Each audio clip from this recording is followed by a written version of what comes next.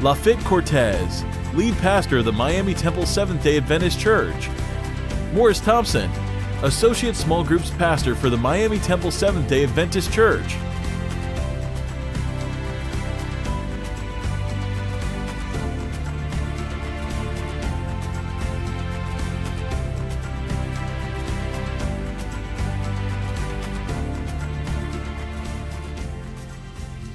Well, I want to welcome Pastors Lafit, as it was just said, and Morris. And I got to be honest, I'm a little biased here. My wife and I are Miamians, though we live in Orlando. And Miami Temple I have a history with Miami Temple. So I have to admit, back in the day before these guys arrived in Miami Temple, but I was one of those that would come to Miami Temple when I didn't want to go to the church that I was attending, like many young people at the time, or younger people at the time. I think I'm still a little young. Maybe not. And I would sit up in the balcony, right, and expect nobody to say hello to me. And I didn't want to say hello to anybody, right? And so, probably there's some of that still left, right, like in every church that has a balcony of some sort. But a lot has happened since that time at Miami Temple. So I'm glad to have these pastors here. And I just want to reiterate that we actually interviewed the pastors, and your head elder was on the podcast as well. And so if you want to hear more of the story of Miami Temple, please go to the Restore podcast and listen to their story. But we want to give a little bit here. So let's get right into it. Pastor Lafit, tell us a bit about Miami Temple's history and journey, and where it's been, where it's at, and where it's going to some degree. Miami Temple is a church. It's a multicultural church in South Florida, one of the largest multicultural churches there. Over 90 countries are represented. That's a speaker statistic right there, yes. No exaggeration. And so it has a rich history of leadership. You have conference presidents that serve there. You have rich culture. And when we arrived, we were leaving. They just had Pastor Badillo and Pastor Monsalve. I saw them here earlier. The church was just ready to go to the next level. They had been pastored. They had been serving the community. And so when we arrived, it was just at the moment where the transition was going to take place. And I have to be honest, I was not excited to go to Miami. God has a sense of humor. He does. I was in beautiful Napa Valley working with millennials and making a difference there in the campus of Pacific Union College. And Tim Nichols, which that's the reason why I'm here, his ministry, he kept calling me. But when he was calling me, I was moving. I was moving from a parsonage to a college campus property. And I was like, Florida, I have no time for you right now. And it was Roger Hernandez who said, listen, you need to answer his phone call. They want to talk to you. And so, who's Roger Hernandez? Roger Hernandez is some guy at the union. And so my wife didn't wanted to come to Miami. I kept telling her, listen, they're not going to pick me up. I've been a youth director. I'm a youth chaplain. They're looking for this pastor with experience to manage this big church. I'm just going to go there to just enjoy the beach. I'm being honest. That's what I did. And when I went to the interview, God showed up. God showed up in a mighty way where I remember one of the questions that was asked is, we're a difficult church. And, at least they were honest. They were honest. We're a difficult church, and what are you going to do? And God came down, and I said, look, we need to reach the people at South Beach. We need to reach the millennials. I'm used to working with college students that are not even asking permission to serve in the city of San Francisco. I don't want to come to a church to just do the same old, same old. And at the end of that, they offered me the job, and I was like, dang. They were right. Yeah. I got some explaining to do with my wife. But then we arrived here, and God just blessed with the team that was already there. The first elder, Wilney, he had my back from day one. He said, look, what we have to do is wake up the sleeping giant. There's so much potential in this church.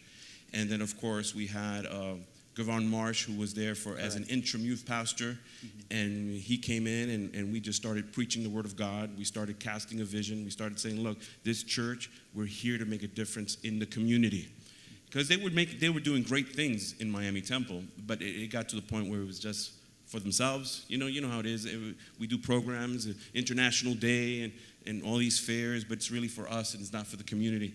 And so with the team that came, and then we started talking about small groups, and I was preaching about small groups, and then the Lord brought us Pastor Thompson. That's a great transition here. So, Pastor Thompson, again, I'm a little biased here because we've connected, and I've learned a lot. He mentions that we talk and been coaching and mentoring, but the reality is, I say this with no jest, is that part of the is also learning from millennials, and so I've learned a lot by listening to him and what he is doing as well.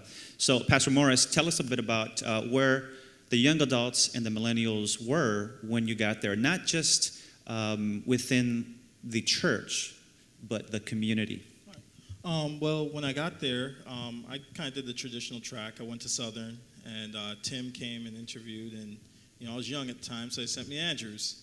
And he was young at the time. Yeah, I did my MDiv there, and they said, okay, well, go down to Miami Temple. Now, I didn't really know much about Miami. I'm from Washington, D.C., and I expected to go back there. And like Lafit, I wasn't really interested in going to Miami at all. My wife is not a big fan of it, and she's Hispanic, so that should tell you something. So we got down to Miami, and so my role was the discipleship pastor, and focusing on small groups. And Lafit told me his vision for the church and where he wanted to go. One thing I wanted to do there was also continue studying. Tim really inspired me to continue learning, and so I went to University of Miami. I finished my master's in international administration, but going to that campus really helped me see what Miami was like. A lot of my friends in Miami, they're not Adventists. A lot of them are atheists, agnostics, non-believers. And so not only the stuff I learned at UM helped me within Miami Temple and small groups, and we'll get to that soon, but I learned what the culture is like in Miami. Very fast-paced, very materialistic, very secular. And so that's what we were up against in terms of evangelism and mission and witnessing. Absolutely. And that is very impressive. Going to UM, the U, go U, that's a side note there, but anyhow, and actually connecting with them, which was, I know you have many stories, we don't have time here, but if you guys go to their seminar, you can tell some of those actual stories of listening to people who know nothing about what Seventh-day Adventists are, or even Seventh-day, or even Christianity, as you mentioned. So this next question is for both of you, whoever wants to answer it first. But what do you guys attribute the fact of this missional culture that you guys have been able to install in the church, but of course, it's ever evolving in your journey there? Yes, because we're not there yet. We are evolving. But if I'm going to say there's one factor, is prayer. From the very beginning that we arrived, we said prayer is going to be the catalyst of everything that we do. So we were intentional in prayer meeting. I know prayer meeting is always like 5 people, but we put our focus on prayer meeting. And then we started a 5 a.m. Tuesday morning service where we meet at the church, and we have another group that meets at Wilney and Perla's house, or a small group. At 5 in the morning, we come, we pray, and then we go. And so prayer has been the catalyst, and then intentional preaching. So we have a theme of the year, and we have months that support that theme.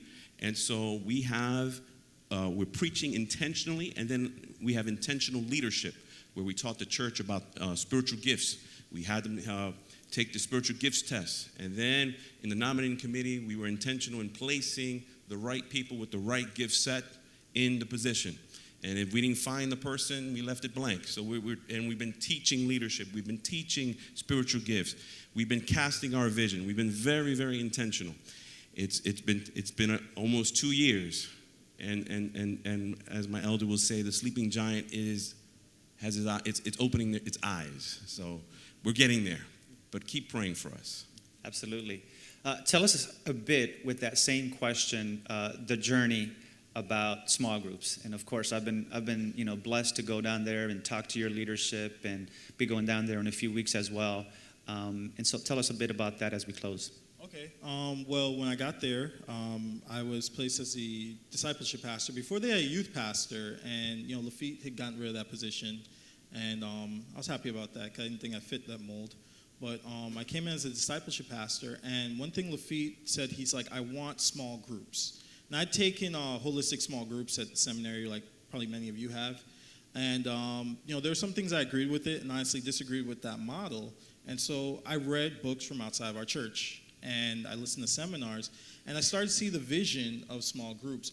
Another thing, too, is I kind of looked at my own journey going from being an atheist to a Christian, and I said, okay, if we're in a secular city, a secular environment, how are we going to bring these people to church? Well, it's through small groups. Well, what does that look like? And so I went around the church, and I chose leaders. And if you come to the seminar, I'll explain more about that. But I recruited the right leaders, and I empowered them and created teams. And after a while, I took a big map of Miami out. I went to Barnes & Noble's, took a big map of Miami, and I started saying, okay, I want small groups here, here, and here. I did a rough statistical analysis of where everyone in the church lived. And, okay, I said, all right, so pretty much all throughout Miami-Dade County. So we could have influence, Miami Temple could have an influence in those communities where those small groups are. So I recruited those leaders, too, based off where they were geographically in the city. And, pretty soon they started to multiply. And as Lafit would preach, I told him, look, just let me preach once a month. You preach, I'll round up those group leaders. And we got to over 40 small groups. And if you could put the slide up here. Yes. So I divided up into districts. So this is District 1. And if you look at the dots here, this is where we have a small group. A lot of times we talk about, race and culture in the church. And, I know that comes up a lot. But small groups works. When you have community, you can win blacks, whites, Hispanics, whatever. That small group right there is a Russian group. We have 5 Russian families in our church and growing. Another group over here, they're reaching Hispanics. And a few of them, the group here in Hialeah Gardens, they're reaching Haitian Americans. Next slide. So this here is District 2. And if you see, we have the different dots here. We have several groups at FIU, about 4 groups. One of those groups has brought 3 Muslims to our church. And they've been coming at least twice a month. Around the church, Olympia Heights, if you look at that, cluster of dots, those are all groups that meet at our church and meet within the community. What's essential for that is a lot of times our churches in Adventism are commuter churches. So those small groups within the community, their main goal is to attract our neighbors from the church, because we only had 2 people from our church actually living inside the neighborhood at the time. Next slide. So this is District 2.